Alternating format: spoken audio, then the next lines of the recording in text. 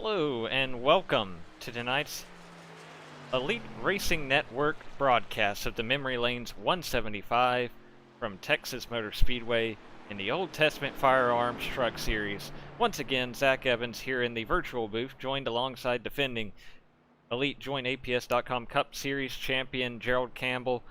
Gerald, we're deep in the heart of Texas tonight for the fourth race of the season. What can we expect going into this one? Well, we're deep in the heart of Texas, and we're getting deeper into this this final little short race to the chase, as you call it. And now we're starting to see people that are going to start clicking off some good runs and try to go about making sure that they get themselves into that final 12. So this is a good track. We've had some crazy ones in the last few.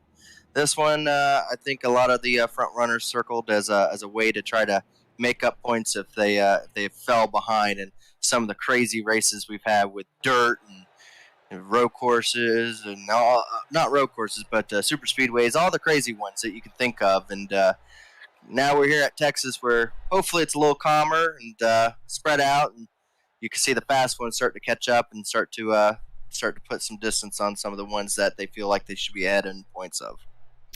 You mentioned a little bit of a departure from some of what we've seen earlier in the season.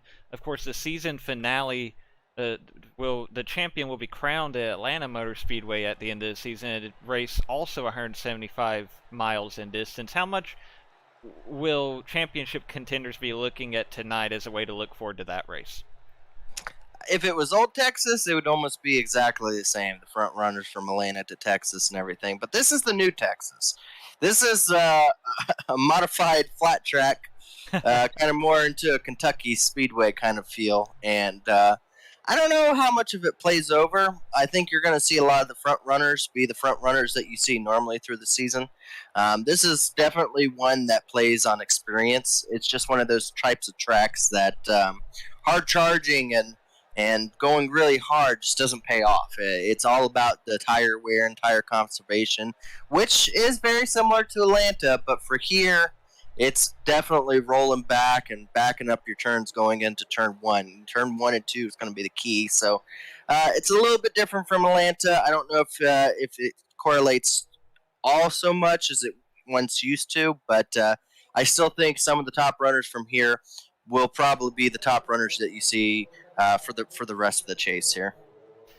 So as we're getting down to the end of qualifying here, currently Scott Crump sitting on the pole with just a few seconds remaining for somebody to take that away from him. He's one of our 3 winners in the first 3 races of the season so far. Of course, we had Tom Bourne win at Daytona. Scott Crump won at Darlington. And last time out, Cole Duggar kind of pulling the dirt track ringer move, picking up the victory at Knoxville in his only appearance to date in the series.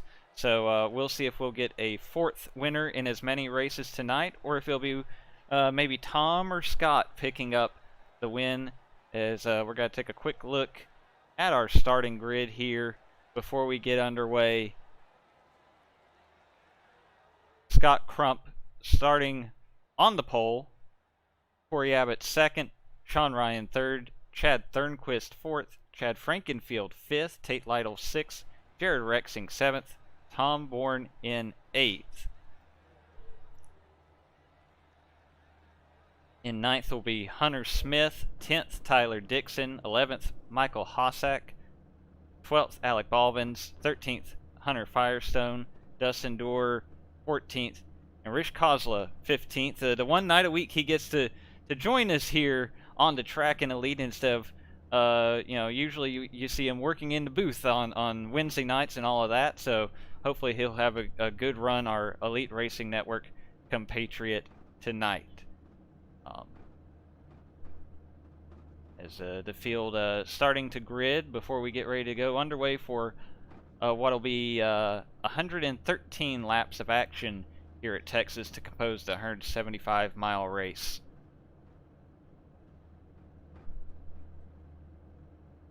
Yeah, some of those top runners, you said, Scott Crump, also the points leader going into tonight, and he's gotten a few poles. He's been very fast so far this season.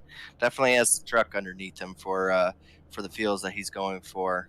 Corey Abbott, great qualifying effort for him. Second place. It's the best qualifying effort he's had this season so far. So good qualifying effort for him. We got a lot of them up there that we'll probably be seeing run up front for most of it. Chad Frankenfield, Tate Lytle, Jared Rexing, Tom Bourne, Tyler Dixon, all those guys that you would normally see up in the top 10 are up there. But definitely going to be interesting to see if there's going to be comer and goers to see who's saving tires and who's going to be going for it early on. It will definitely be interesting to see how this one plays out as we get ready to roll away behind the iRacing Pace vehicle and begin tonight's event.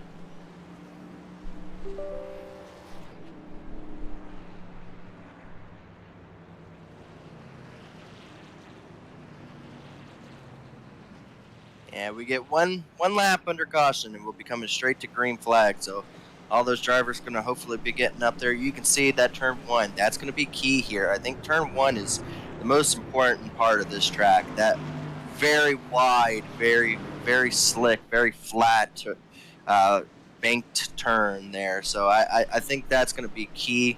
You're going to see a lot of different lines going into it. I think the key, obviously, from what my experience with running Texas is just take a very early entry in and back off the throttle as soon as you can. Try to get down to that white line. You might see a couple of trucks be able to stay on the outside, but that absolutely destroy the tires. So everyone on that top side line's got one thing in mind: try to get down as soon as they can. So we're going to see as they come here to take the green flag. Indeed. Coming to the green flag this time, the iRacing Pace truck makes the hard left-hand turn. Scott Crump going to lead the field to the green flag here in the memory lanes 175 at Texas. Here we go. Scott Crump with a pretty good start over Corey Abbott in that black and white number 7 on the outside line, as the field will funnel its way into turn number 1. Already we see Sean Ryan trying to get that bottom line working, definitely where you want to be to start the race. And boy, they're fanning out already on the backstretch. Of course, Chad Frankenfield is 3 wide as we go into turn number 3. And we're wrecking. Oh, we're going to wreck Tate Lytle backwards into the wall. Is he going to come down the track? Oh, yes. He did get clipped, and there are a couple others in the back of the pack that spun out. Oh, that is not the way I'm sure Tate Lytle wanted to start off this race, that's for sure. No, definitely an unfortunate start to this one. We'll pull up the replay here to get a better look at what happened to bring out the caution right off the bat here. Definitely an unfortunate start to this one. Yeah, just very aggressive start of the race. A little bit more than I was expecting. It looks like I'm not sure who that white truck is. Just came up off the bottom just a little bit too much. Just got up into Tate there. I believe that was the 04 of Hunter Smith. We'll see if we can get another look at it real quick. Yeah, I don't think Hunter knew that quite why Tate was down that far, but Tate really couldn't go up too much higher. He had a car. He was trying to make sure he was going to be able to get underneath going into the turn. I just think it was one of those situations that they all just kind of met there. Unfortunately, it looks like the 04 did miss the bottom just a little bit, but yeah, if we could go a little past the wreck here, we'll see when Tate just unfortunately slides down and gathers up a couple more with him.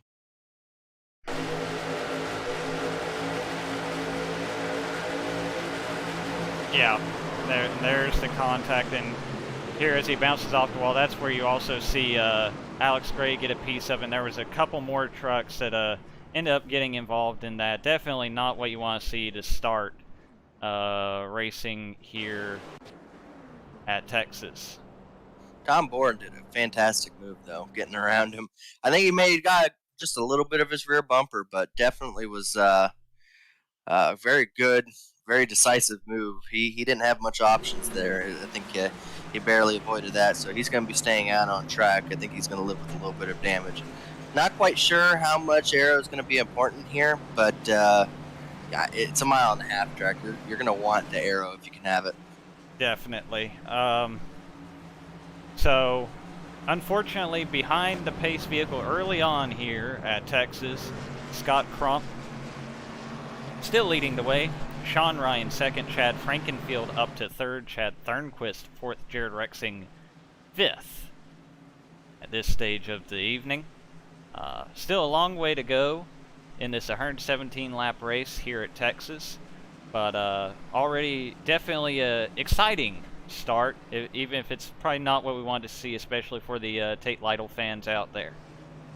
Yeah, I'm not sure if Tate Lytle was running for points or not, but that's definitely, if he is, definitely not what he wanted to do starting the night. And I'm sure after doing about 50 laps of practice, he was hoping for a little bit more long run. He's definitely a long run driver, so I just don't see, I didn't see any patience there from just about anyone in the field. So hopefully as they line up here to go green again, we can, once they spread out, I feel like we'll be all right. It's like I said, it's just when one truck slides up, everyone tries to pounce, and that just kind of led to what we just saw there.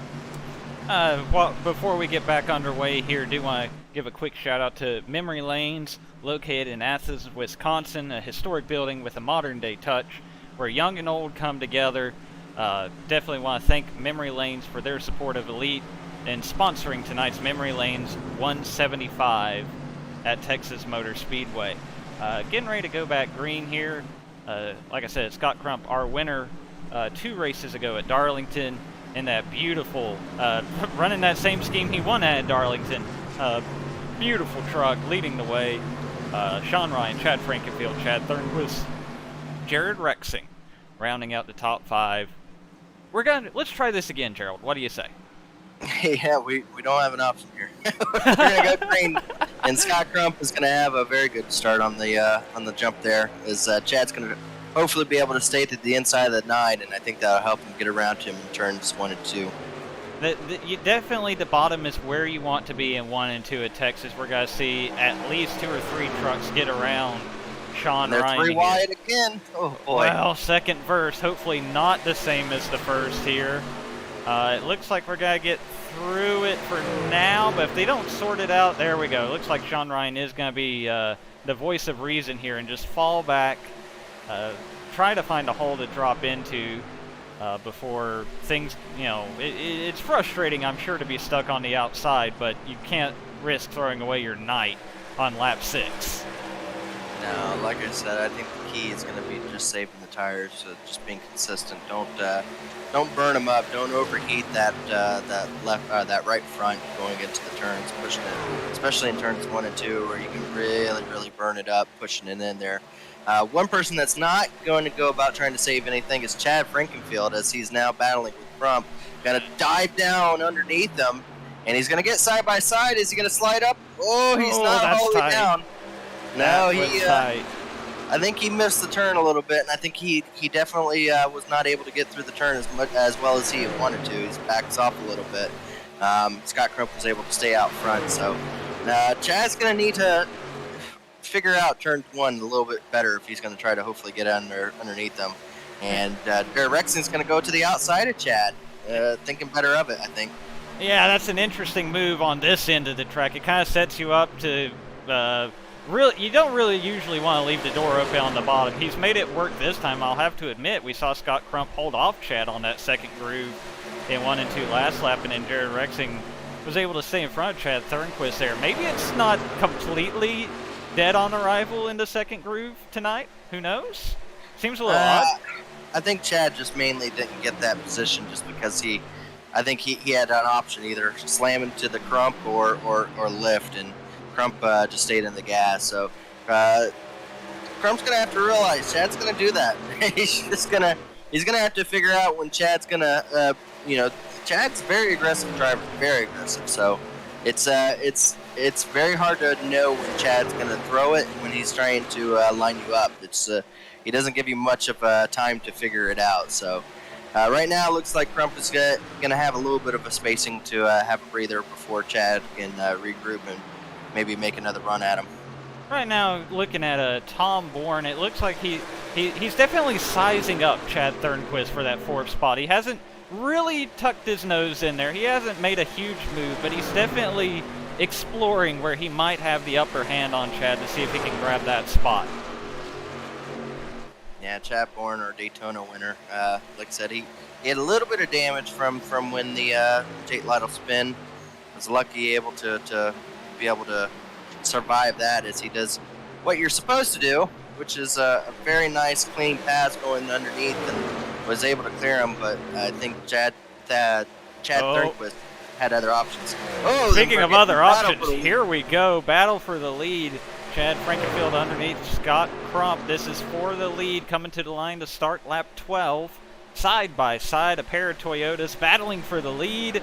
And Jared Rexing is trying to stick his nose in there too. This could get really interesting. Yeah, I think Chad Frankenfield's going to win it out over in. That bottom lane's just going to be so strong. As you can see, he's just starting to pull a little bit more. Turns 3 and 4, they'll have a little bit more of a battle on the outside, but so far the bottom is king, and you can see the 10 deciding that's probably what's going to end up happening here. Is they're going to get around Crump as Chad clears him coming to the start-finish line. It's Chad Frankenfield taking the lead now. Jared Rexing in that battle for second with Scott Crump. Rexing in the number 10 Nesquik, Crump on the outside in the number 90. And coming off turn 2.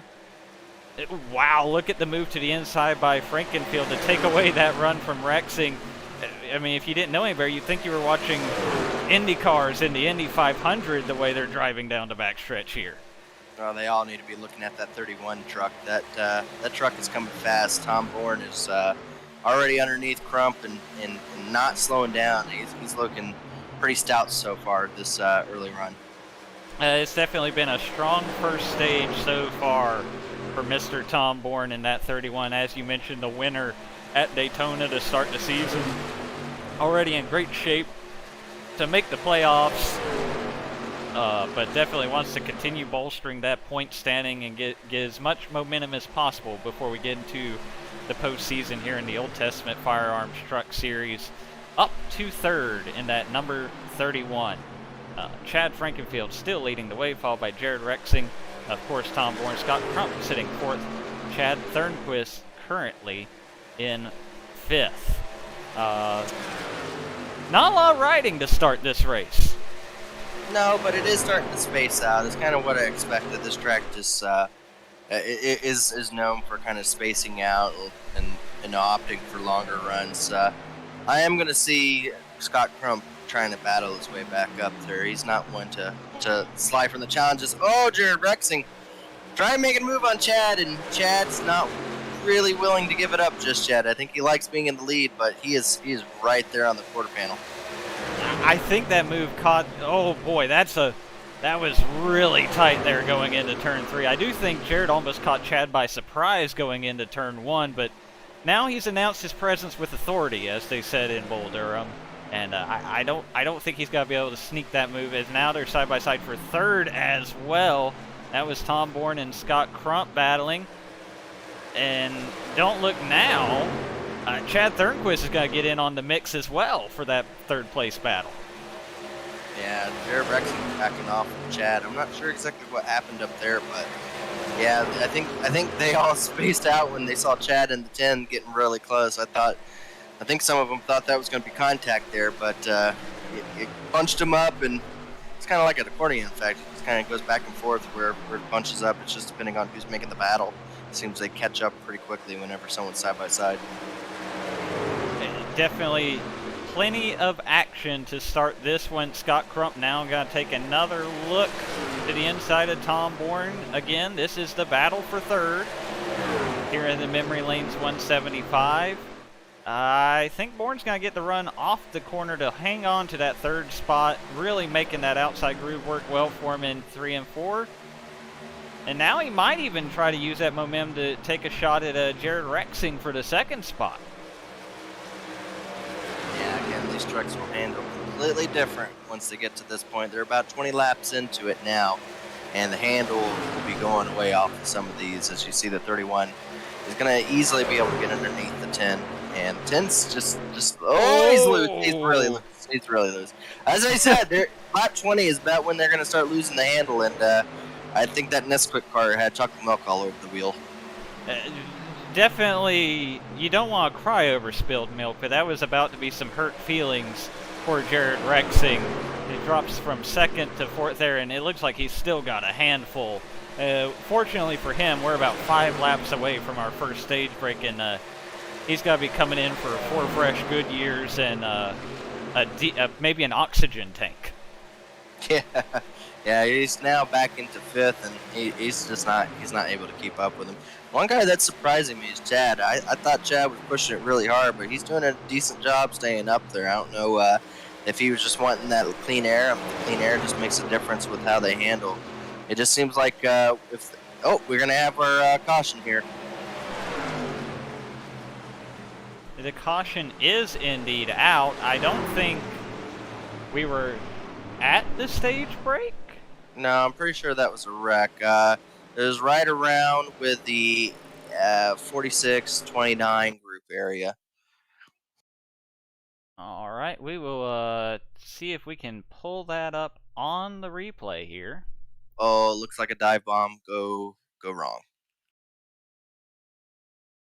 Let's see here.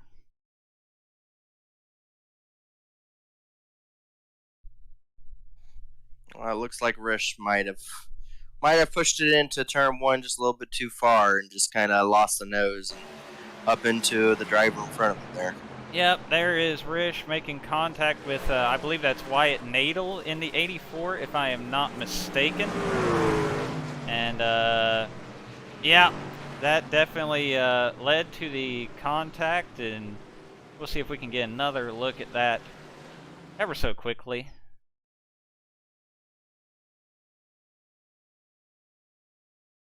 As it was indeed Wyatt Nadel in the 84 that goes around with the contact.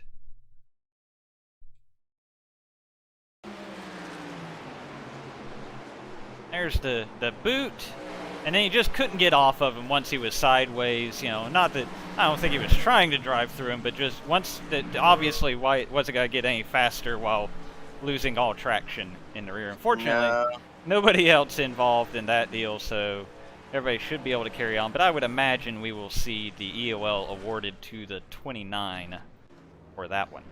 Yeah, that's just a difficult part of the track.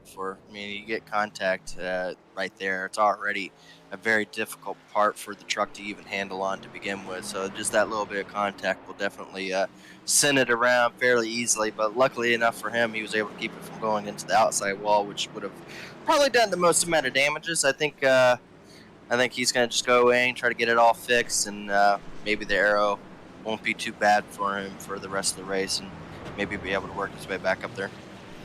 Now, what we are going to see here as we go back to the live pictures is a little bit of a shuffle up. I'm kind of curious if the 07 came off pit road first, but he's got damage. I'm not sure if he missed his pit box. I'm thinking he missed his pit box because he's still on the apron, and it looks like he's going to return to pit road. So maybe the shuffle up I feared, with people maybe going for stage points or what have you, not so much. I have presented fake news to the audience. I apologize. This looks a little bit more like we were expecting. Chad Frankenfield will be leading the way. I'm pretty sure Scott Haney is in that position just for a wave around or a free pass or whatever the case may be for the driver of the 3 truck. But yeah, he's going to need a few of them. He's, I believe, 10 laps down right now. Well, so that is unfortunate for our good friend Scott Haney.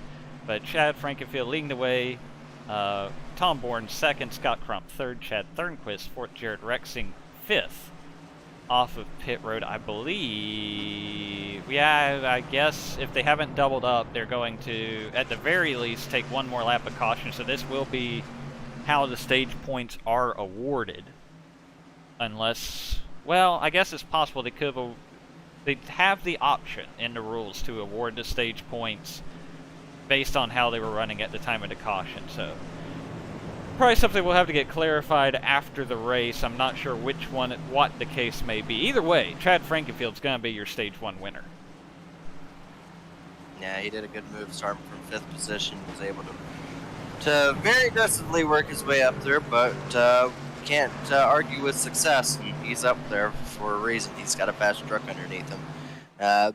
Just depending on, again, it's a 117 lap race. We're gonna have, I believe we have another stage finish before the end of the night. So after this next stage, we're going to see a longer run, and we may see a different kind of style of racing, maybe one where people are a little bit more on the long run side of mind. Right now, I think it's just go for those stage points and try to get as much as you can. We're going to take a very quick break here from one of our premier partners here in Elite, and we'll be right back for this restart.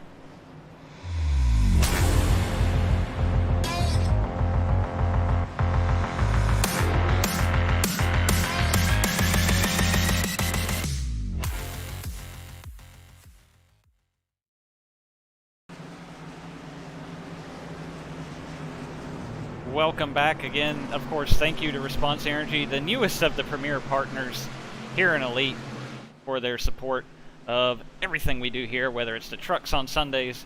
Of course, tomorrow night the SMRI Productions Grand National Series will be at the Last Great Coliseum, Bristol Motor Speedway, and then of course the Cup Series back in action on Wednesday. Where are we racing Wednesday, Gerald? That's a good question. I live Awesome. day by day. See, that's the problem. I know Bristol is tomorrow because, frankly, I'm dreading it. I'm terrible there. I could not tell you with a straight face what is Wednesday. Phoenix. I remember that now. Yes. Oh yeah, I like Phoenix. I might get me one of them energy drinks for Clearly. for Monday night Bristol. I like energy drinks, and I like Bristol, so I think that might be a good combination. Well, I know Chad Frankenfield is going to like the restart he just got. He pulls to the front. Scott Crump up to second. Jared Rexing moving from fifth to third. Tom Bourne kind of in that sucker hole, so to speak. The second place truck has not done well on these starts and restarts so far. Well, 3 wide. I think they're going to be pushing it 3 wide. Oh, they are. No.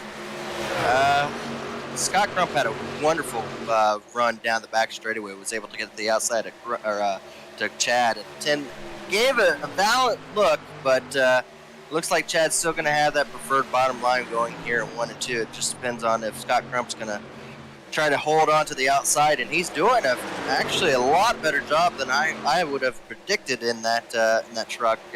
10 car is going to try to help him get past the 15, and man, Chad's just an unmovable rock right now. He doesn't want to get rid of it. He wants that top position for sure. I know he wanted to race in this one badly. Doesn't race a lot in the truck series since he doesn't, with the rules in this series, former champions cannot race for points. He is not a championship contender. He just kind of picks and chooses which races he wants to show up. And he had this one circled on his calendar, and I guess we're seeing why. Whoa, that was peak. I don't know how Scott Crump cleared the 10. Any bit of netco would have sent him around down the back straightaway. He chopped right in front of Rexing there. And Rexing now, with having to check up, is going to have, looks like Chad Thornquist is going to have a run to the inside of him. Man, what aggressive move some of these guys are making early on.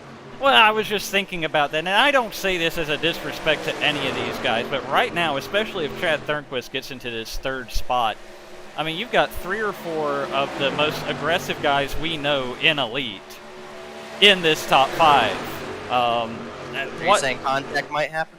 I'm not saying it will. I'm not saying it won't. I'm just saying this is, I mean, if it does not surprise me to see how hard these guys are driving. And I know if you were out there, you'd be mixing up right there with them. Oh, yeah. You could say contact's bound to happen. Nick, we could say that about these drivers. We're up here. We don't have to worry about them until Monday and Wednesday. But, yeah, definitely some aggressive drivers up here. Again, you never know what happens. Chad's got nothing to lose. Scott Crump has everything to prove. I mean, he's the points leader. You'd think that would mean he would be points racing, but I don't really think that's on Scott Crump's mind. He wants to go out and beat the league owner, which is Chad Frankenfield, and just kind of just rack off these wins. That's going to be the easiest way for you to gather the most amount of points for the playoffs. But again, we'll see how it goes as the run goes on, if they're going to give each other space. But I think as they go along, I think their temperament with each other probably is just going to get hotter and hotter. Oh, I would imagine that is the case. We'll see how it plays out, but it definitely promises to be an exciting battle as long as this cast of characters is involved. Right now, it's kind of single-filed out. Well, I say that. We might have a side-by-side going into turn 3 here. Yeah, Scott is definitely trying to make that outside line work. I just I told you contact has been made. And here comes Thurnquist. Yeah, I don't know if Thurnquist backed out of it. Oh man. So I think that's the start of it, and I don't think that's going to be the end of it. I think we're gonna lap back to lap 32 when this started, this rivalry between the 15 and the 90 when contact was first made, but I don't think we're going to be done with it yet. No, I have a feeling there will be more paint swap before the night is over, and that has let that whole second pack close right in on our leaders as well. I can only imagine that's going to create some more excitement as these guys want, they don't want it to be the Chad and Scott show. They're here to win too. Yeah, no, absolutely. Again, they got away with it. They definitely did. But the 31's back up on the back of the 90 cars, back bumper there. And I don't think that outside line's going to work, but the 15 is so desperate to not let you have anything but that. So it's just going to be interesting to see how they work that out. So when it comes to, I know normally at Texas, it seems like that second line in 1 and 2 just isn't there, but we've seen you can at least hold your own up there and maybe even make a pass up there. Does that kind of change how you approach that? Because I know in the past, a lot of times, I'll straight defend going into 1 and 2 and dare somebody to pass me on the outside. I don't know if you can get away with that tonight. It might work a couple times. You might be able to check up the truck behind you, but eventually it's just so easy to put a bumper in it. You'll just slide for days if that happens. So I think the outside's good for defending. You see the 31 really trying to make a valiant effort as he's blinking in and out, of course. But on the 90 on the outside, it's just the tires are burning up so much doing that. That's definitely another factor as well. It probably won't be as big of an issue here, but when we get into our second stage, it's going to be 67 laps long, and most guys are only going to have one set of tires at their disposal for that stretch. So that's going to be very interesting to see when those tires are utilized and how they are managed over the course of that final stage. Yeah, that's very true. In a driver's mind, this is how... Oh, no! 90 is loose! Oh, my goodness! Glove, save, and the beauty. The wall, and they all save it, and Chad Thurnquist once again gets blocked by the 90, as he is very adamant that he's not done battling for the lead no matter how many times he gets sideways tonight. But I think that last sideways move probably did it in for his tires there. Meanwhile, Corey Abbott, remember me, he's up to, he's worked his way into the picture here in the top 5, working that inside line. Well, trying to take the 5th spot from Chad Thurnquist. I don't think it's going to happen here, but we hadn't seen a lot of him since the start of the race, but there he is back in the picture. And I hesitate to do this, but look, while we're back here, also in the top 10, Tyler Dixon and Dustin Dewar having pretty strong runs here early in this one. Yeah, no, they were able to keep up with the draft here on those guys. Definitely having a good run. Durr's got that outside line going a little bit there on the outside of Dixon. And, all in the top 10. That's kind of what you need to do if you're going to start clicking off some good quality runs here at the end. Side by side still for that 9th spot, or actually the 8th spot, excuse me, between Dustin Dewar and Tyler Dixon. I think here, no, they're still side by side. I thought maybe Dixon might get the upper hand, but actually Dewar's leaving him a lot of room. Not that I'd expect anything less from Dustin, but he could probably afford to get a little more aggressive here to finish his pass off. Yeah, he definitely, again, pretty sure he's not opting to want to run up there on purpose. He definitely would love to be on the bottom. He's just trying to be very tentative of getting past. And behind them, we see Bronson Stafford and Ryan Barbieri trying to work their way. Well, Stafford currently is in the top 10. Ryan Barbieri wants to be, as he's going to make the move to the inside of Bronson Stafford here in turns 3 and 4. inside. Ooh, a little bit sideways there for Ryan Barbieri in that black 46, but he hangs on to it as now we see these guys working around the lap truck of Mark Keeler. It looks like Mark's got a little bit of damage on the right side, but the top 10 at the very least has managed to work their way around him. And now that battle for 8th has finally settled in with Dustin Dewar claiming the spot. Yeah, it seems to be the best battle right there, as Chad's kind of got himself a little bit of a distance and not having to worry or defend with the draft behind him or anything. So he's got him running up in first. You got Jared Rexing in second. Seems like I believe you got a Tom Bourne there. So doing a good job. Tom Bourne's in third. You got Scott Crump running up in fourth. Seems to have saved his tires at least enough to soldier on in this run. I think his main goal now is just to make sure those things don't blow up on him. And Chad Thornquist, 31 through the grass. He's going to be coming back up the track. Is he going to be able to come back cleanly? And he does. He did. He did, and then I believe we saw Chad Thornquist trying to take advantage of the situation. Yes, he's alongside Scott Crump. That's now a battle for third. Man, I'm guessing the trucks are a lot looser in turns 3 and 4 than I thought. Maybe help them get around 1 and 2 with it being so flat. I didn't expect it to be that tentative, on around that turn. Usually that turn is almost flat out. Maybe that's what's causing the issues with these guys. They're pushing it so hard because that's the only real way you can get a run on someone. So Chad Thornquist was able to finally get around Scott Crump as he's had that difficulty all night. He's now up to third. So yeah, good run for Chad Thornquist, and good save again by the 31. Again, he's now in the same boat as Scott Crump and worrying about how much he just degraded his tires on that little bit of a run through the grass. Well, fortunately, he's just got to hang on for about 5 more laps, and then he's going to come to the attention of his crew under the next stage break as we're looking at the battle for 5th. Right now, the 9 truck Sean Ryan has a position. The 7 truck of Corey Abbott poking his nose here and there. I don't know how much he's got forced the issue here, but he's definitely making his presence known. Yeah, no, absolutely. Yeah, good long run by these guys. Again, it spreads it out and just kind of it adds to the excitement. Who's able to save, and there's definitely a lot of comers and goers. One comer is definitely Chad Thornquist. I don't know if maybe staying behind the 90 helped save his tires, but he's right now in the back bumper of the 10, Jared Rexing, and he's going to be putting on a little bit of pressure. And the 10 is very loose. And we're seeing that back end come out. Oh, yeah.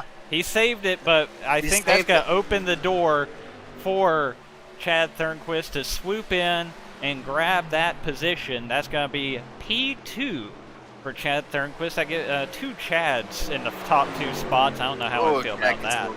And a caution is out. Yeah, we were about to see a battle for Chad. Whoever won get to keep the Chad name, but caution came out. I'm not sure if that was the stage end or not. We're a little shy of the stage ending, and I just saw, right as I pulled up the replay graphic, I did see some puff of smoke. So I think we're going to see if we can get... It doesn't surprise me that it's in turns 3 and 4. That definitely seems to be the area where people were definitely having the most handling issues, surprisingly. It was the 51, though. Here we go. The 51 of Harrison Talon. Little loose. Tries to save it. Backs into the wall. Fortunately, it looks like nobody else got into him. Truck slides down to the apron. Gets it back rolling. But that is what's going to bring out the caution. And this is going to effectively serve as our stage break as well. So, we'll see. Should see... driver's meeting on pit road. Yeah, I'm sure Jared Rexing's kicking himself because that caution came out right after he lost that position. So he's probably wishing he would have known, maybe hold off just a little bit more. But man, when you're that loose, it's hard to do anything but save your car. here we see the whole field come to pit road. This will set us up for the third and final stage. Chad Frankenfield sweeping the stages thus far tonight. I went to the wrong pit road camera. I hope you really enjoy this view of pit entry. There we go! Who's got to win the race off pit road? It's Chad Frankenfield wins it. Chad Thornquist in second. Jared Rexing in third. Scott Crump is going to come out fourth, so net gain of 1 for him having that last pit stall for getting that pole position. So that definitely comes in handy. Hopefully he can stay up there and make use of that later on in the night. Maybe if we get another caution and he can utilize that a little bit better to maybe a front running position. And then the 9 is in 5th. He's having a decent 9. The 9's definitely, he qualified up front. He's been running up front. It's definitely he's definitely showing a lot of patience. Yes. He's obviously one of the new guys, I believe, and he's just doing what he needs to, really. Just kind of be out there, be known, be seen, and definitely get talked about like he's doing right now. So, and how you get that accomplished is do what he's doing, which is just run up front, and he's doing a fantastic job in 5th. Haven't really talked about him, which is not, talked about him as much as maybe Scott Crump or some of those other guys, but I think that's just mainly because we haven't seen him going through the grass or sideways yet. So maybe that's for the best so far. It's probably not the sexiest way to go about it, but tends to be productive if you can keep it nice and clean and pointed the right direction at all times. Oh yeah, no, absolutely. So yeah, now we're gonna have. It looks like how many laps here? We're gonna have.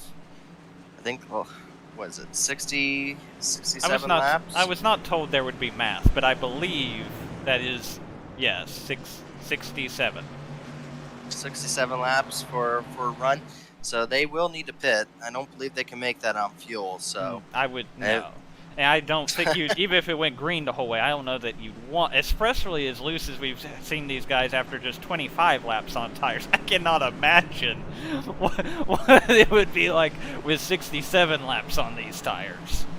Well, it looks like after about 20 laps, it's about a second and a half drop off from the start of the run to the end of a 20-lap run. So, yeah, that's quite a bit.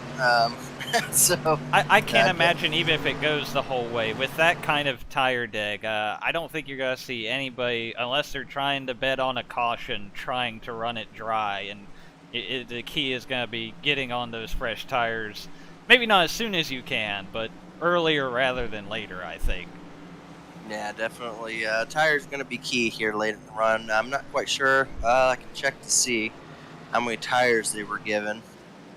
I believe they still have one more set. I could be mistaken. They actually have 2 more sets. So okay. They had 4 tires in the pit stall. So if they played their cards right, they pitted with each stage. So now they have 2 sets. So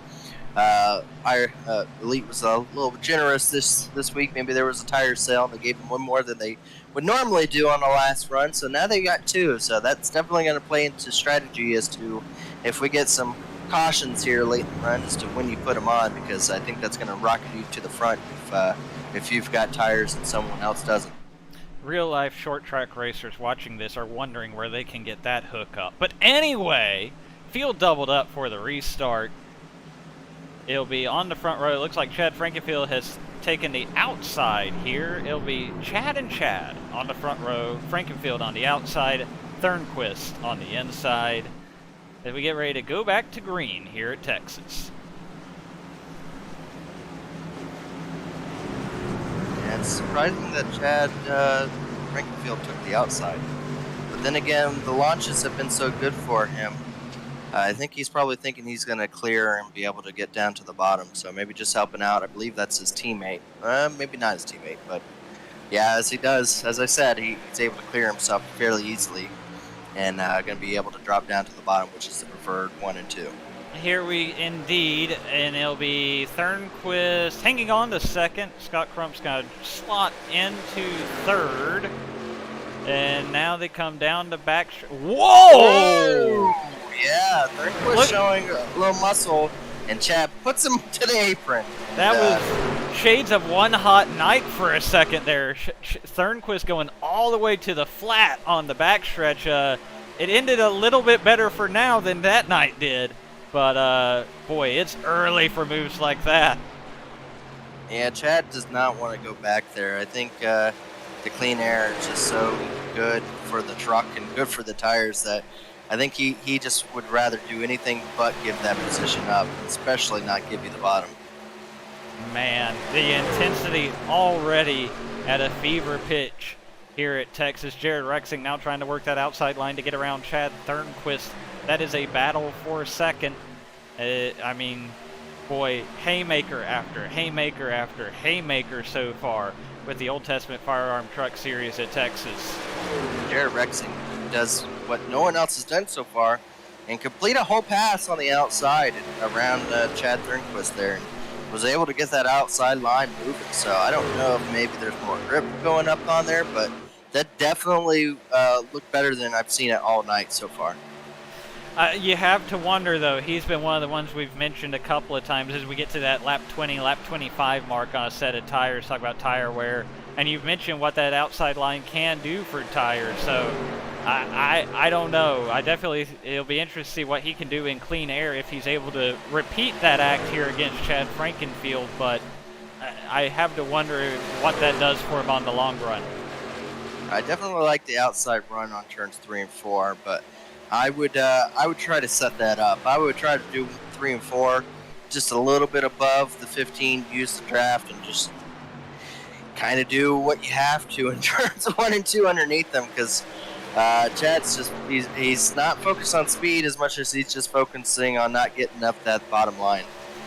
He is protecting that bottom line with a high level of intensity, shall we say. I mean, just every time off of turn 2, making sure he is right there in that middle lane to make sure nobody can get underneath him unless they want to pull a Chad Thornquist and go all the way to the apron. I mean, it's definitely a point of emphasis for Chad Frankenfield to hang on to that top spot. It's definitely something you would see in IndyCar. He does a lot of IndyCar stuff, so maybe this is just, and this is a track they do at Indy, with IndyCars at least, so it might be just something that he's just very used to doing. But in stock cars, we have things called bumpers, and very easily do temperaments go awry in stock cars, and we tend to push the person out of the way when they put a big block like that. So he's gonna have to be careful. Again, late in the run, maybe someone just has had enough of it, and he's just gonna have to be careful when he throws those blocks. He's definitely gonna need to run away when he does them, though. Yeah, definitely run away and hide as we start lap 60 out of 117 here in the memory lanes. 175. Do want to quickly mention, of course, another premier partner of ours here in Elite, Blue Egg Marketing. Blue Egg, the marketing department for small businesses. Thank you to Blue Egg for their support of Elite Racing Leagues. 60 laps complete. Chad Frankenfield leading the way. Jared Rexing second. Scott Crump third. Chad Thornquist fourth. Sean Ryan fifth. Tyler Dixon sixth. Corey Abbott seventh. Tom Bourne eighth. Bronson Stafford ninth. Ryan Barbieri currently in the 10th spot. As it looks like Scott Crump has joined the... Oh, we got one in the wall back there. I think that was Tom Bourne. I'm going to try to drop back there. Yeah, that was Tom Bourne, unfortunately. He did, and he's going to fall outside the top 10 as there was a pretty good amount of cars right outside the top 10 waiting to try to battle their way in. And you need that fender. Unfortunately, he just gave it up to the wall, and that he's just going to fall back. There's just not... Without that side force there. Yeah, that's he's on the 94 of Noah Claire, and he's slotted right now in 11th, but I don't see him moving forward at this point. No, that's definitely, he's going to be hoping for a caution so that he can bring that to the attention of his crew on the G Fuel 31 and see if he can get that straightened out a little bit and maybe have something for these guys later in the race. But it's going to be hard to compete with that much aero You're pretty close to flat in these trucks most of the way around here. Yeah, turns 1 and 2, maybe about the only time. But what we are seeing is a good battle for second place as Scott Crump is going to try to, once again, to make that outside line work and maybe get around the 10. And Chad's just looking back there thinking hopefully that they burn their stuff up before they get up to him. And it's been close. We've seen this battling up front, and it's been right behind the leaders that it's really good battling. But it's just so hard to battle that leader when he's got that clean air out front, I think. So right now it looks like just a hard, heated battle for second, and Scott Crump might be able to clear him coming out of turn 4. Oh, that's really tight. That he did clear him, but boy, it got really close between Jared Rexing and Scott Crump there off of turn 4. But Scott Crump does take the second position and will now set his sights on that black and red number 15 of Chad Frankenfield to try his hand at the top spot. Yeah, the question comes down to is, we're going to have green flag pit stops and cautions coming out. My thoughts were always when I entered these races was just if it looked like it was a lot of tight racing, just wait for the caution. But it's fairly spaced out. But when do you come in? When do you want to put on that set of tires? We've seen that in 20 laps, tires dropped off a second and a half. That's pretty. I mean, a second and a half is essentially where first place is, all the way back down to 7th. So I mean, that's second and a half is not that much right now on the track. So it's when do you want to put them on? When is it a good time? Because just one lap before everyone else, and you've gained 4 or 5 positions. It's just gonna be a cat and mouse game to see who's gonna jump first down to pit lane. It seems like there's usually 3 trains of thought when we get these long green flag runs. There are guys who know exactly how many laps they can do on a tank of fuel, and as soon as they're in that fuel window, they want to be the first person on pit road to grab those fresh tires. And you have the guys who try to run it dry so that they can have the fresh tires at the end of the race and give up that time in the middle, for lack of a better word. And then there's the people like me who just suck at math, and we pretty much just try to split it right down the middle usually. 67 laps, okay, 50 plus 33 is 83, so I'm going to pit on lap 83 because that's easy and I'm dumb. We'll see how these leaders approach it if this green flag run continues. Yeah, I think it's going to just be depending on how you feel on the track. We are seeing Scott Crump doing a way better job with his tires this time as he's got up to the back of Chad, and usually at this point in time in the run he'd be the one falling back, but it looks now he's found his run. He's found a way to be able to get that bottom line coming out of the turns to his advantage, and he has a really good turn off. But again, Chad doing his IndyCar moves, deciding that you can have everything but the bottom. he's got a one-track mind, and he wants that bottom lane for sure. So again, are they able to do anything to the outside of Chad? So far, Scott is doing a decent job. Looks like he's hanging in there. We'll see what happens in turn 1 and 2. Chad got a really good run on the entry at the very least. We'll see if he's able to make it stick on exit. Yeah, somebody's looks like it. Scott Crump. Oh boy, this is gonna get really tight. Crump, yeah, I'm telling you that move will not be appreciated at all from drivers. You can see it just stacks up that line. I mean, Chad's not worrying about speed, so what's causing this big traffic jam behind him. I mean, it's one of those things that Chad's not really worried about anything other than just making sure you don't get around him, which is usually my deal. I'm kind of upset that he's kind of taking my my stance at racing. Usually I'm the one that people have a difficult time getting around, but so far tonight it looks like Chad. I do not have the in-race communications pulled up, but usually when you see a move like that, the second place driver usually chimes in with a "there's your one" after something like that, as in the next time you try that, you're getting a bumper, and whatever happens. No, racing with Chad, I think everyone just knows that's what's going to end up happening at the end of these runs, is that he's going to battle you hard. He's definitely not the one to to worry about how his truck comes out at the end of the night. He'll batter you really, really, really, really hard, and sometimes that means you'll come out unscathed, and sometimes you'll just end up in a big heap of a mess. So, how that will end up tonight, we'll all find out together. The joys of covering the Elite Racing League here on the Elite Racing Network. All that infighting, if you will, has created a nice little train here with the top 7 spots or so. Chad Frankenfield, of course, still the leader. Scott Crump, second. Chad Thornquist, third. Jared Rexing, fourth. Jared falling back just a little bit there as soon as I say that, just to make me look dumb. Sean Ryan, fifth. Corey Abbott, sixth. Tyler Dixon, seventh. Bronson Stafford, 8th. Hunter Firestone up to 9th. And Ryan Barbieri in 10th. Of course, Tom Bourne, we mentioned, had that damage earlier. He has fallen back to 14th. Hunter Smith is in 12th. Brandon Key, 13th. Kendall No Player is 11th. I skipped over him. So that's kind of a look through the field as we get a little bit further into this final stage, and we see Chad Thornquist setting something up here with Scott Crump. He's got to get to the inside of him going into 1 and 2. Yeah, again, it's battle for second. It's about the only time that we've seen any passing going on so far. It's just the second place. I think it's just, like I said, that clean air is so dominant right now. So, yeah, the battle for second goes on. Chad Thornquist able to get it and see if maybe he can do something with Chad Frankenfield.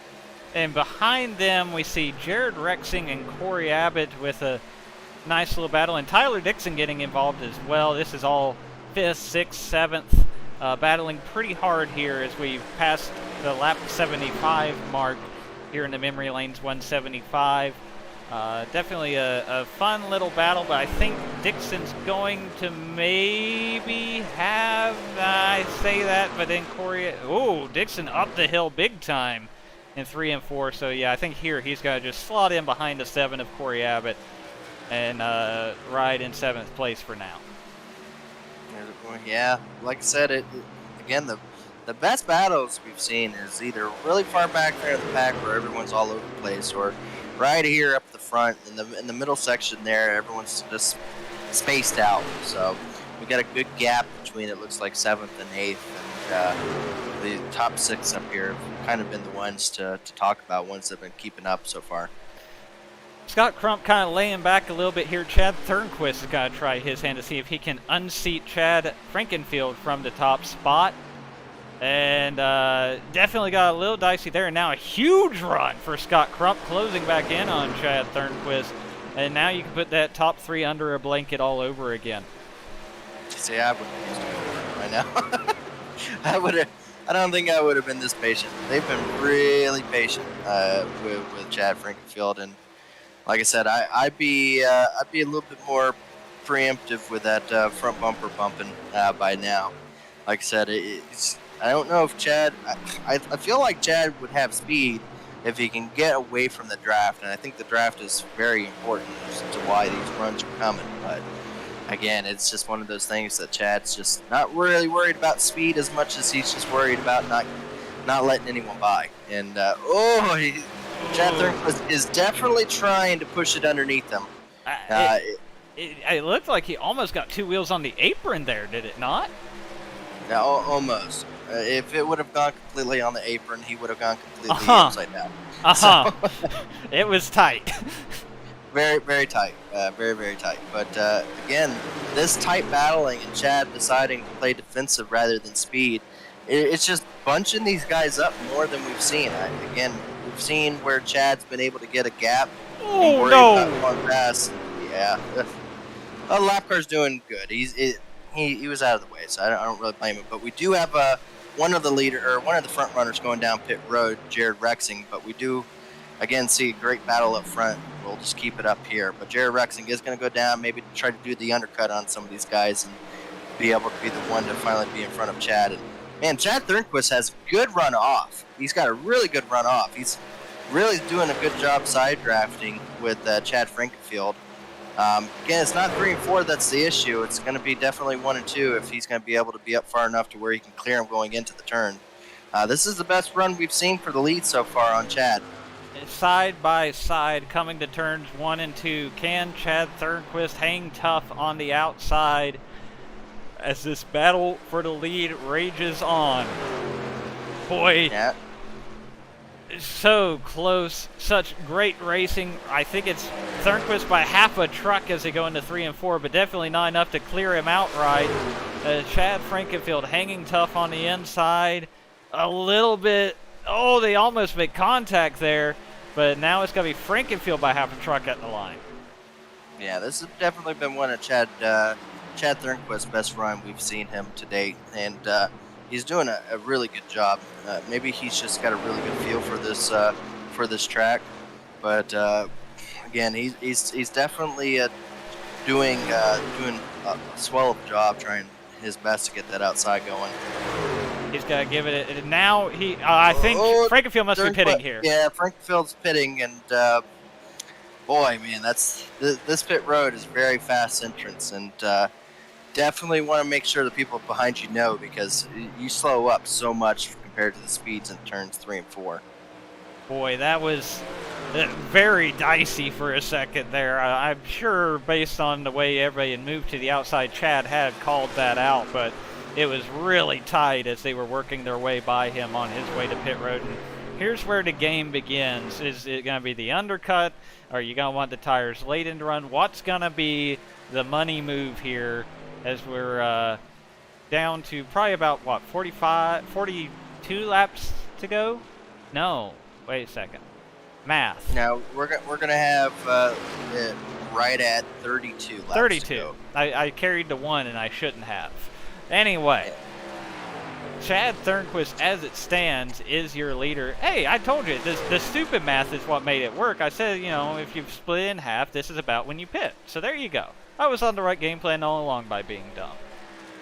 Well, that lap, Chad Thornquist did a 32.039. And Chad Frankenfield's going to be coming around now to give you an idea of the speed comparison between the two. And I can't tell from that one because he just came off. I see Jared ran a 30.4 a 30.8, excuse me. I was looking at his best lap. His last lap was a 30.87. So there's the gap. There's what Jared Rexing is doing on the fresh tires and what Chad Frankenfield will be doing on the fresh tires once he's completed his out lap. Correct, yeah. Again, just every lap that these guys decide to stay on the track, that's a lot. That's a lot of time to get losing on track. So, are you going to have enough time to come back? 30 laps is not a lot of laps to gain a 6-second, 8-second gap. So, you might be seeing some of these guys opt to start to come down pit road soon.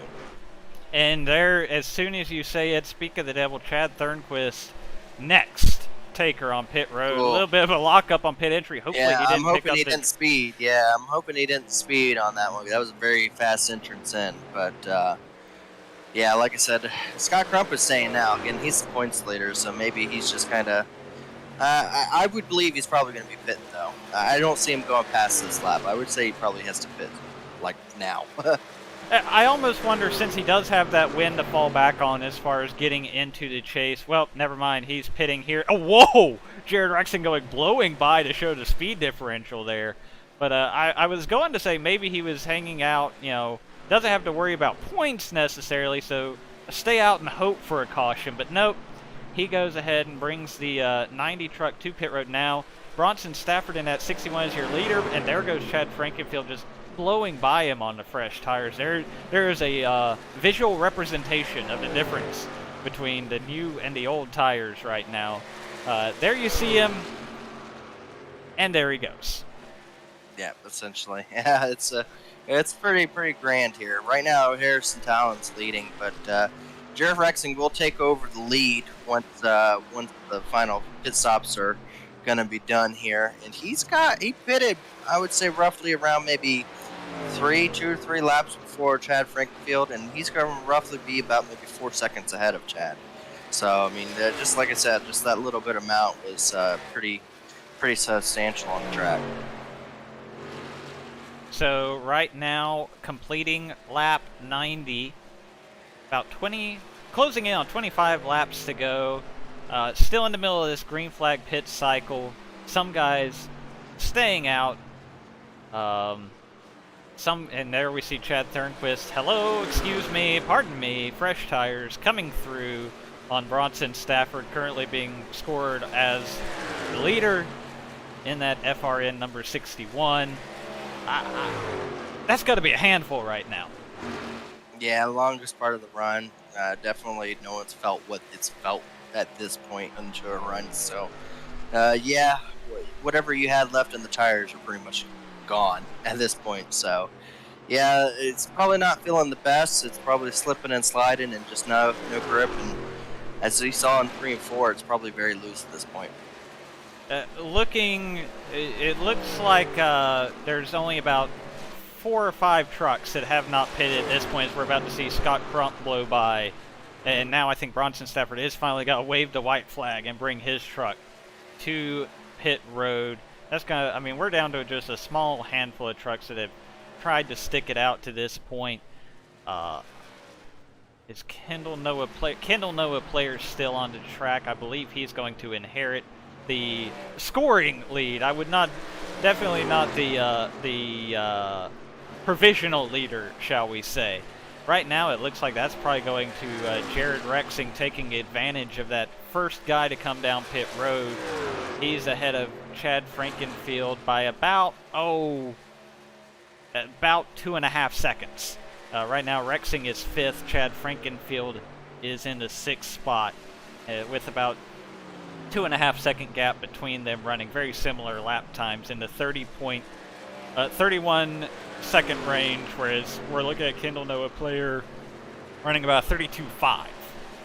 So, yeah. Giving up. Oh, it's just good.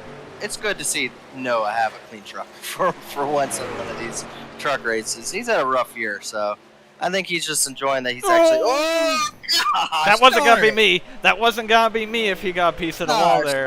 No, that would have been bad. That would have been really bad for me. But yeah, no, good run for Noah there. He's had a rough start, so I think he's just glad that he's getting some laps led and everything, and he's probably praying for a caution again at this point in time. Oh, that's definitely the move at this point, right? You stayed out this long. You're just gonna try to go as long as you can on fuel, and just hope for a caution. That's about the only thing you've got. Again, we're going to be coming up on essentially 20 laps and a couple laps here left to go. So he's just he's going to go as far as he can. We'll see how long a fuel run is, because we'll know when he comes down pit road. But that's how far you can go on gas. So right now, Kendall Noah Player is the leader. Rish Kozla in 2nd. Another, these are people who have not pitted yet. Alec Ballvan's in 3rd. Sam Boutwell in 4th. Actually, I believe Sam Boutwell just either he's brought his truck to pit road or the fresh tires have caught him.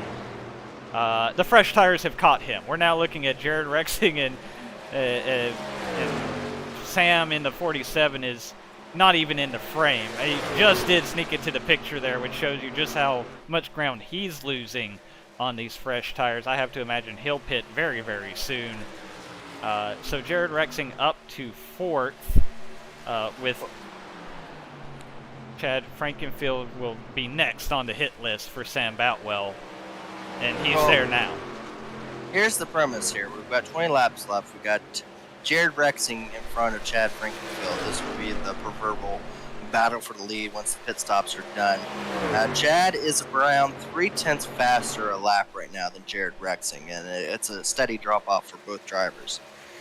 He is around a second and about maybe 1.5, a little over 1.5 seconds back. He is going to catch him before the end of this. But behind Chad Frankenfield is a driver with even newer tires and running even faster time, which is Chad Thornquist. So, and it looks like they all will probably meet roughly around the same time. We're about to see what it looks like for drivers that are very desperate to get a win here. Oh, as I said that, Chad Frankenfield got very loose, and Chad Thornquist is going to go onto the outside of him.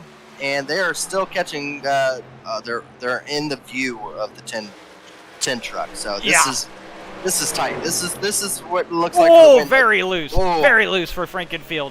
That's going to let Thornquist get around. And boy, they talk about a sigh of relief for Thornquist. You know, he's probably sitting there thinking, man, I wish it had been that easy 50 laps ago, but here he is in third, and he's got to try to run down Jared Rexing for what will, for all intents and purposes, be the lead.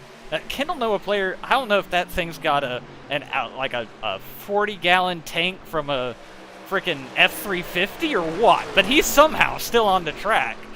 In the lead, but the lead is down to about 10 seconds. It's not going to last much longer. Oh, man, Chad Thornquist is definitely, to me, the drive of the day so far. Chad Thornquist has done a fantastic job. He's backed off when he's needed to. He's let aggressive drivers do aggressive things, and he stayed out a little longer when everyone else was pitting, and that's so hard to do because you're literally watching drivers just go almost 2 seconds faster than you on the racetrack, and to know that you're going to be able to come back and catch them and have that confidence in yourself and in the truck to be able to then do that, and he caught it way faster than I thought he was going to, and he's all he's doing is hoping that there's not anything said until the end of the race. He doesn't want to hear anything on the radio. He doesn't want to see a caution. He doesn't want to see anything because right now it's in his lap at this point. And now we will, see, we look at Scott Crump closing in on Chad Frankenfield. That's going to be for the 4th position since Kendall Noah player is still on track. I can't believe that's even possible, but it is. So nonetheless, Scott Crump takes the position from Chad Frankenfield. That is for 4th. So there you go. Kendall Noah player still on track, has not pitted yet, unless we missed it, in the lead. Maybe he was one of the guys that pitted at. Surely not, though. I don't know. No, he wouldn't have got in front of Jared Rexing. I don't know what's happening. So, even if he was able to make it off fuel, he's losing almost 2 seconds a lap. They're only 6 seconds behind him. If he doesn't go down pit road, which he just went down pit road, as I just said that. So there you go. Yeah, that he played his strategy. It didn't work out. So now we've got what we see right here. This is essentially, if there's no cautions, this is the race. This is what we're going to see to the end. And what we're seeing is essentially Thornquist just distance himself from the field. We do see Scott Crump in second, running a little bit faster times, but I just don't see the times fast enough for him to catch him within 13 laps here. They ran almost identical laps that time by as we're looking at the battle for 3rd. Chad Frankenfield moving ahead of Jared Rexing. We also saw Kendall Noah player exiting pit road. Valiant effort to try and make that alternate strategy work. Unfortunately, not in the cards for him tonight. But, as you mentioned, right now, leading by a little less than 2 seconds, Chad Thornquist.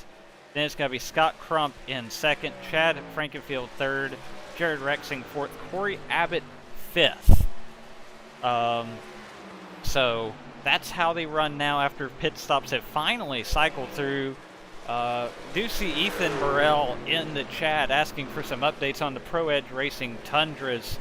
So Rish has actually was looking really strong earlier tonight, but unfortunately has fallen back to 24th.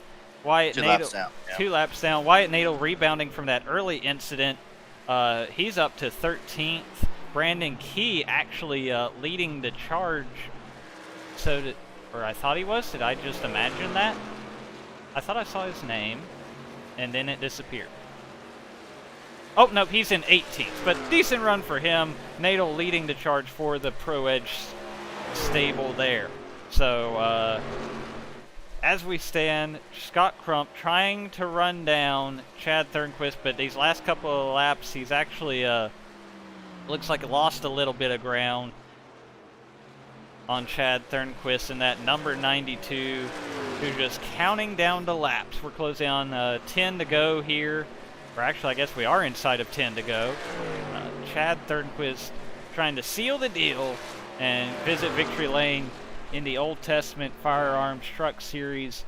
Of course, Old Testament Firearms the primary sponsor here in the Truck Series. We'll definitely have to thank them for their support, as well as C2 Freight Resources, who offers complete freight management services ready to meet your needs today as well as changing needs in the future. With thousands of qualified carriers in their database, they're capable of handling shipping for every type of goods, from perishable foods to office equipment. Whatever you need to ship, they have access to the necessary equipment, including flatbeds, double drops, vans, tankers, refrigerated equipment, multi-axle heavy haulers, dump trucks, auto carriers,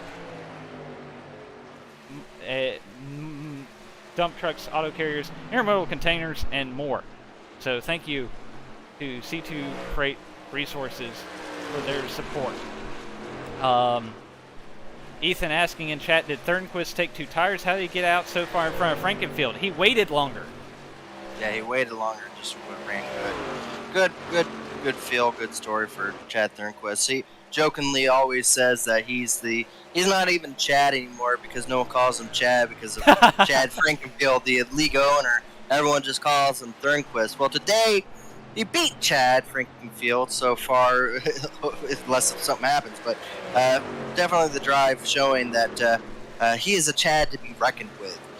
So very good run for him. Other good runs going on. You got Corey Abbott in 5th. Just quiet night. Started up front, ran very well. Just kind of made sure he was there, and he's catching up on the back of the 10 car to maybe even get up to the 4th position. So, and the 10 car is just so loose. He's just wanting this thing to end at this point. A lot of other good runs. Tyler Dixon back there in 6th. You got the 9 of Ryan back there. He had a good run. Good battle going on back there, as we say that.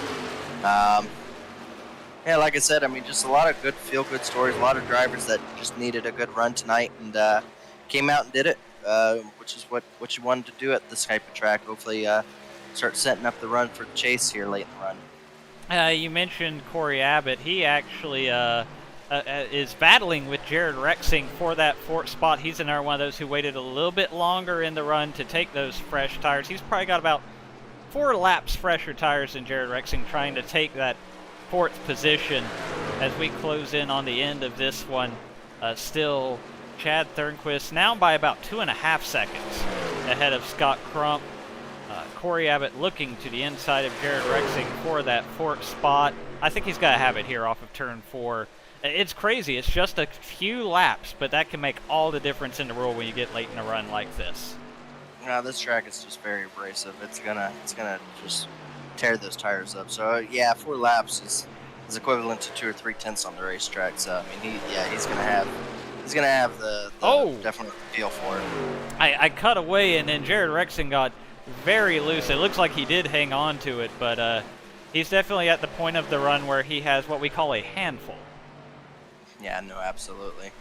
Again, I mean, just a very quiet run to the end here for these guys, which is definitely needed after all the excitement that they've been throwing at us late in these races with all the craziness. I mean, last time we were racing with these trucks was at a dirt track, and half the field wrecked on the final lap. So to come here and just have kind of a fun battle for the win and strategy ended up playing the victor here. It's good to see just a different pace of how it goes. And to me, I think everyone's just kind of surprised victor if it stays this way of Chad Thornquist. I mean, like I said, just doing a fantastic job. Came out and did what he needed to, and has just been running, ticking off very consistent laps. And just like I said, up front, he's definitely improved, so much from when he first started. And that's kind of what these elite trucks are meant to do, is to bring drivers in that maybe never done league racing and seeing how they improve. I mean, Chad Thornquist was new just not too long ago, and now he's out here and looking like one of the top runners. The white flag is out on Chad Thornquist.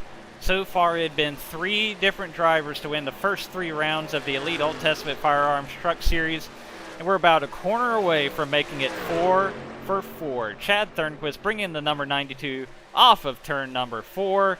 He will take the win in the Memory Lanes 175 at Texas Motor Speedway. And he's going to put on a drift demonstration to celebrate. Yeah, you don't need the tires now. How about that? The win for Chad Thernquist. Scott Crump coming home second. Chad Frankenfield third. We're going to see some celebratory bumper taps here from his fellow racers as he goes down the backstretch. I'm sure when he gets back to the start-finish line, it's going to be one heck of a celebration for Mr. Thernquist. Yeah, that was fun to watch. I'm glad happy for Chad there. Again, he Oh! little bump there. Oops! Yeah, it's a pretty popular win, as you can see from all the drivers. Again, I think that might be his first elite win, which is pretty cool to be here to be able to witness that. Definitely a very popular win. Let's open up the donut shop here on the front stretch. I think he's pretty happy that they repaved the track here. Well, somebody has to be. But anyway, Chad Thernquist celebrating the win. Let's see if we can... The graphics were not very cooperative during the starting grid portion of tonight's program. We'll see if it's a little more yeah, we at least have a top 10. Chad Thernquist taking the win. Scott Crump in second. Chad Frankenfield third. Corey Abbott fourth. Jared Rexing fifth. Tyler Dixon sixth. Bronson Stafford seventh. Sean Ryan eighth. Hunter Smith ninth. Hunter Firestone coming home 10th. Now here's some million-dollar question. Will I get a second page? Yes! Dustin Duran 11th. Wyatt Nadel 12th. Michael Hosick 13th. How about Kendall Noah Player coming out on those tires and getting up to 14th, getting himself back on the lead lap before the end of this one. Dylan Jones 15th. Brent Jones 16th. William Harrington 17th. Alec Balvins 18th. Sam Boutwell 19th. Brandon Key in 20th. Alright, there we go. Harrison Talon in 21st. Ryan Barbieri 22nd. Tom Bourne 23rd. Rich Kozla 24th. Mark Keeler 25th. Alex Gray 26th. Scott Haney 27th. Michael Goodman 28th. Joshua Personette 29th. Shane Terry, an uncharacteristic showing for him in 30th. And, of course, Tate Lytle in 31st. As we'll now see if we can get a word from some of our top finishers tonight. We'll start with the first person to join our waiting room, Scott Crump, the runner-up finisher here tonight at Texas. Scott, definitely a wild one with the long green flag runs. Honestly, the way you guys were racing up front to start the race, I didn't know how we stayed green as long as we did. What was it like going from the intensity of the first two stages and even the first half of the third stage to playing out the strategy there at the end? Yeah, it was pretty crazy. I mean, a lot of blocking, a lot of side-by-side racing. I think everybody's just trying to have that track position for that last stage. Well, it definitely looked like it was very key for that bottom part of the track, especially in turns 1 and 2, as Chad definitely held you up driving on to that bottom lane down there. But again, good second place finish and continuing these accumulation of points going into the chase. I know you said you don't really look at that, but at what point in the season do you start looking at trying to go for that season leading championship? When do you look to see who's around you, what you need to do as we get farther into this run? I think I just need to just keep doing what I'm doing, just running strong and having good finishes. Just pretty much staying out of trouble. Well, so far it's so good. It's definitely not been from a lack of action and a lack of aggression. It's been exciting for us to watch. Definitely one of the ones that definitely is not afraid to get side by side and run hard with someone definitely for the lead. So it was a very interesting show tonight. How important was that bottom, especially 1 and 2? I alluded to it a little bit there with Chad just doing nothing but making sure not to give up that bottom. Do you honestly think that if it wasn't for him holding that bottom, it's just there's no way to keep that lead, or what was the importance of that? You can make the pass on the outside. You just had to be super aggressive and trust that guy on the inside is not going to come up and door you or whatever. And I backed out a couple times just to duck in behind. I was running third, both the Chads were in front of me. I thought they were going to wreck each other, so I was just trying to lay back and just watch for a while. That was a good finish for you. Did you have any shout outs you want to give? Again, a good second place finish. I'm sure we'll be talking to you more in the later season. But you have any shout outs or thank yous to give out for everyone here? I'd like to give a shout out to the teammates, White Lightning Racing, and also Chad. Even though he was blocking me a little bit, we are teammates. But oh well, it is what it is. I understand what he had to do, get it done or whatever. And also a sponsor, Stay Tuned Sports Podcast, and also TD Designs for the paint job. There you have it. Scott Crump coming home second here in the Memory Lanes 175. Thank you, Scott. Congratulations, and see you next time out. All right, thank you. So there you have it. Scott Crump coming home second. Do you want winner or third next, Gerald? What do you think? Let's bring Chad Frankenfield in. Thornquist will let him relish on the victory a little longer before we bring him in. Sounds good. So next we will speak with our third place finisher, Chad Frankenfield. Chad, wild to go from, just almost IndyCar style of racing for the first 60 laps or so to managing the strategy there on that last stage. Ultimately, the third place finish for you. What kind of led to your decision there as far as when to pit in that final stage?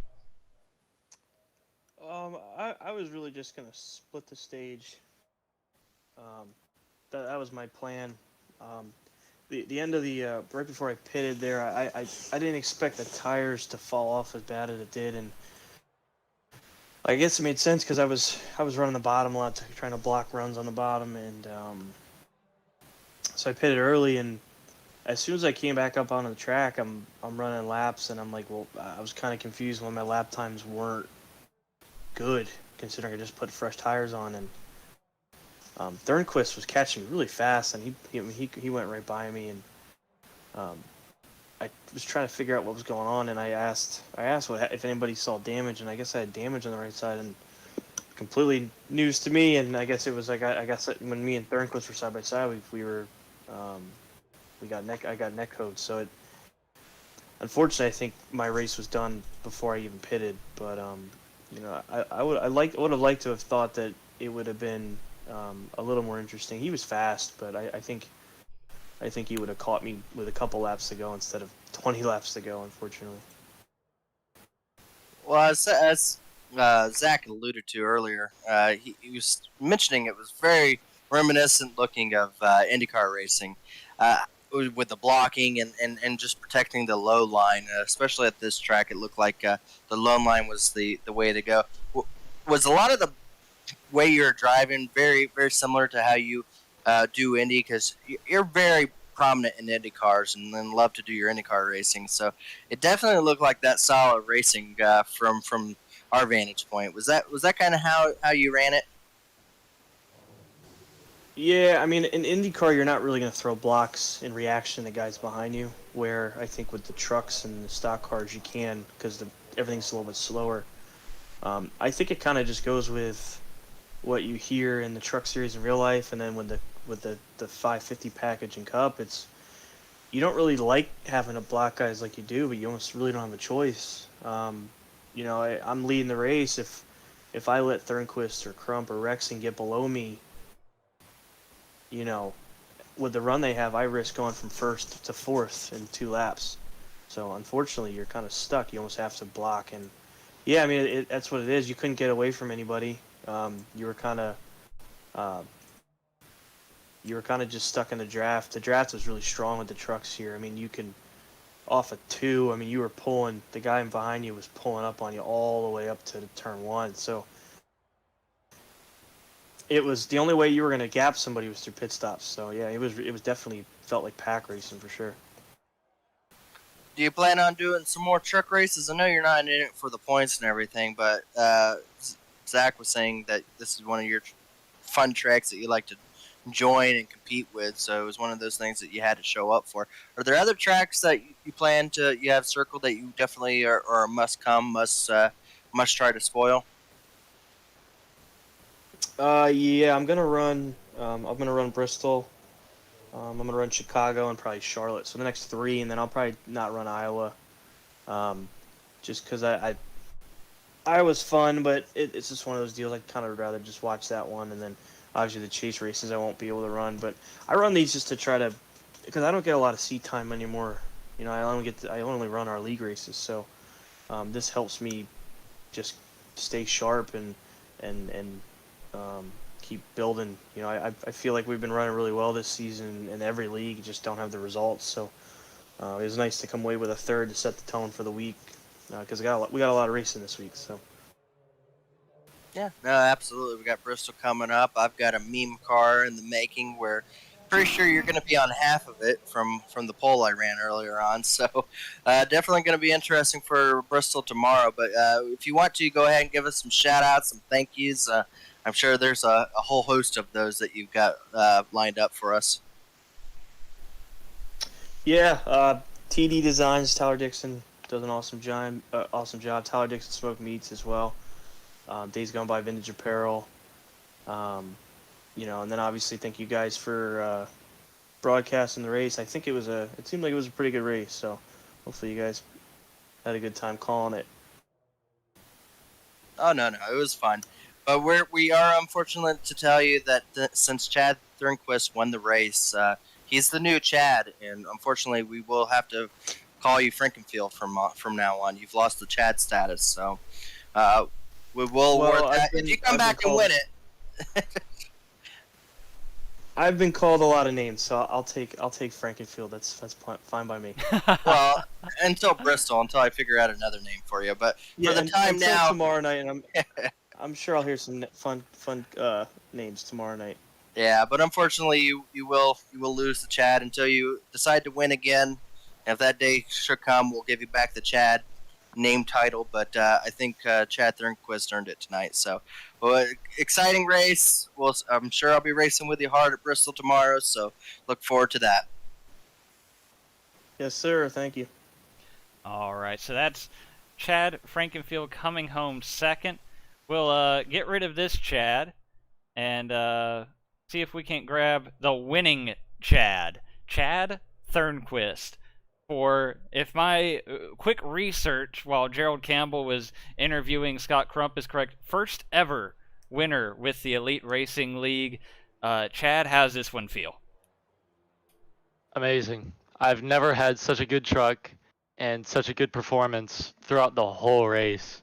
I honestly didn't expect to win. I was thinking top 5, top 10, not to come out on the top step. Well, this does lock you into the chase. You are a chase contender. You don't have to worry about that now. You're going to definitely try to go out and get some more, I'm sure. But as I had told Chad Frankenfield when he was in here, he lost the Chad name. He is now Frankenfield, and you go from Thornquist to the Chad, since you have now beaten Chad and won the race. Congratulations on the new Chad title. So, congratulations there. You definitely had a fantastic run there. I saw that you were. How much were you looking at the times that the guys that had just came down pit road just went out there and were running those fast lap times, because they were close to like 2 seconds faster? How much were you watching that and going, man, when do I come in? When do I decide to come in to try to make a run for it? How soon? Because you don't want them out too far, but you also want to have that tire advantage. Chad Frankenfield was very difficult to pass on same level set tires. When was that mindset for you to go for? I wasn't looking at the times. I was worried more about the tire wear, and I figured since the experiences I've had with long runs in this league, most of them, like, they can be long runs, but if you short pit and the people that stay out could get an advantage. So what I want to do is I wanted to stay out only a few laps later than Frankenfield. That way I didn't have the track position, but I had the better tires to get back that track position, and hopefully the whole cycle went through. That way, if there were to be a late race caution with only a few to go, I'd be out front. He'd still be behind me. You can credit the tires a little bit, but I think it was raw pace for you.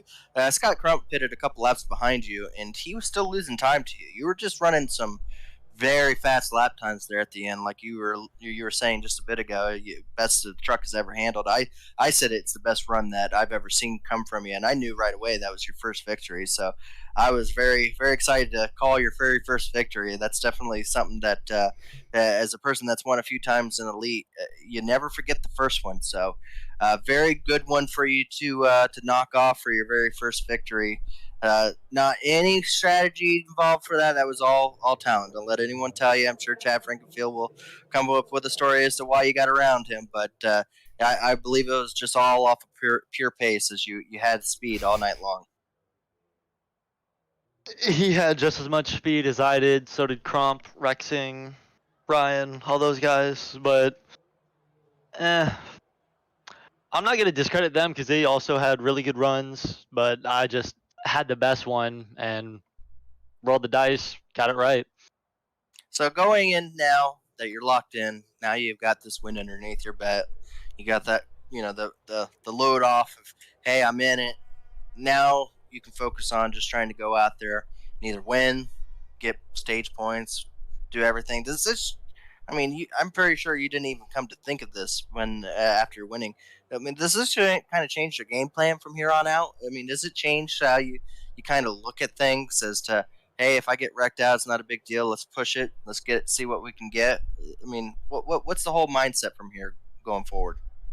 It definitely takes the weight off my shoulders knowing that I have plenty of races to spare before the chase actually begins. But at the same time, I still want to go out there and pick up more W's.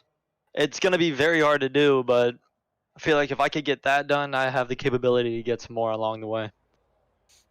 Excellent. It was very exciting to watch you race tonight. Again, good run. It was it was a very strong run there at the end that I think just kind of caught everyone off guard with the speed you had there. So congratulations there. Did you have any thank yous? I'm sure it's hard to remember them all on the very first one because again it's so exciting. It's it's something that you only can do once, your very first victory in Elite. So if you got any thank yous, if you can remember them all, give them a shout out. White Lightning, they've been good to me. I kind of barged in there because I didn't really have anyone to talk to, and we've had a good relationship since the season began. Rich Kosla for putting me on in front of racing. Glad to get them a victory in the Truck Series.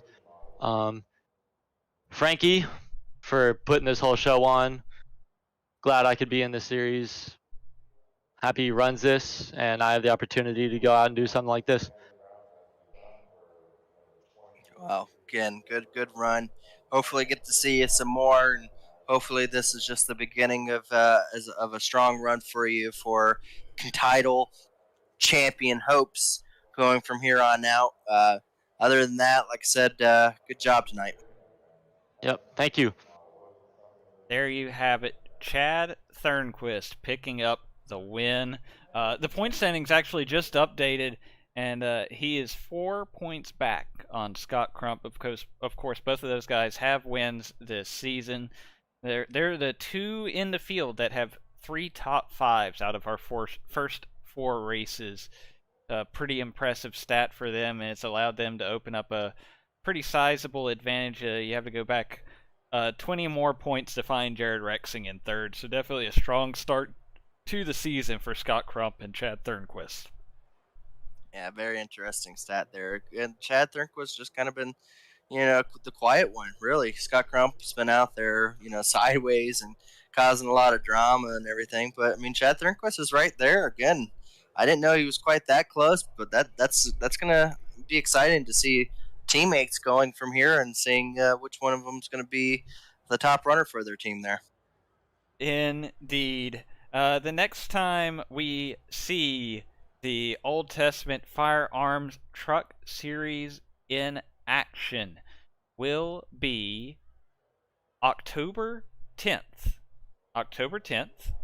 So a little bit of time before you get to hear our dulcet tones again, but the series will take on the Last Great Coliseum, Bristol Motor Speedway that night. Of course, this week on the Elite Racing Network. We'll also see Bristol with the SMRI Productions Grand National Series tomorrow night, 200 laps, right here at this very YouTube channel. And then Wednesday night, the joinaps.com Cup Series at Phoenix for 156 laps, which don't ask me how many kilometers that is. So for Gerald Campbell, Zach Evans here, thank you for joining us tonight, and we look forward to seeing you next time with the Old Testament Firearms Truck Series here on the Elite Racing Network.